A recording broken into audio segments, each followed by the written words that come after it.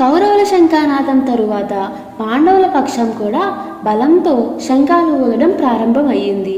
అర్జునుడు దేవదత్తము, భీమ పౌండ్రము, యుధిష్ఠిర అనంత విజయము, నకుల సుఘోష, సహదేవ మణిపుష్పక, అభిమన్యు, ద్రౌపది పంచపుత్రులు కూడా ఒక్కసారిగా శంఖానాదం చేయగా యుద్ధరంగం మొత్తం దద్దరిల్లిపోయింది.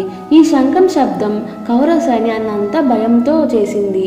ఆ ధ్వని ఆకాశంలో భూమిలో మరమరంలాగా వినిపించింది. ఆ ఘోష తర్వాత అర్జునుడు గాంధీవం బలంగా పట్టుకొని ఎవరెవరు యుద్ధంకి వచ్చారో తెలుసుకోవాలి అని అనుకున్నాడు. అప్పుడు అర్జునుడు కృష్ణుని అడిగాడు, కృష్ణ, నీ రథం 2 సైన్యాల మధ్యలో తీసుకెళ్ళవా? ఎవరు నా ఎదురు నిలబడ్డారో నేను చూడాలనుకుంటున్నాను అని చెప్తాడు. అప్పుడు కృష్ణుడు అర్జునుడి రథంని భీష్మాద్రోణ ఎదురుగా తీసుకెళ్లి పెడతాడు. అప్పుడు అర్జునుడికి కనిపించింది తన పెద్ద తండ్రులు, గురువులు, బావా సోదరులు, బంధువులు, మిత్రులు, 2 సైన్యాల్లో కూడా తన జనమే ఉన్నారు. అర్జునుడు ఎవరిని చూసినా తన బంధువులే కావడం వల్ల మనసులో గొప్పటి బాధ కలిగింది. అర్జునుడు కృష్ణుడితో ఇలా అంటాడు, కృష్ణ, ఈ దృశ్యం చూడడం నాకు కష్టంగా ఉంది. వాళ్ళని చంపడానికా నేను వచ్చింది? ఈ యుద్ధంలో నాకు సంతోషం లేదు. ఆయన హృదయంలో కరుణ ప్రేమ ఉండడం వల్ల యుద్ధం అంటే అసహ్యం అయిపోయింది.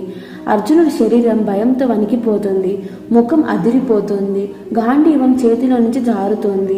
కృష్ణ, నేను ఈ దృశ్యం భరించలేను, శరీరంలో శక్తి లేదు అని అర్జునుడు కృష్ణుడితో అంటాడు. అర్జునుడు, నా మనసు పూర్తిగా తిప్పుకుపోయింది. ఈ యుద్ధంలో చూడలేని భయంకరమైన దృశ్యాలు కనపడుతున్నాయి. నేను యుద్ధం చేయలేను కృష్ణ అని అర్జునుడు కృష్ణుడితో చెప్తాడు.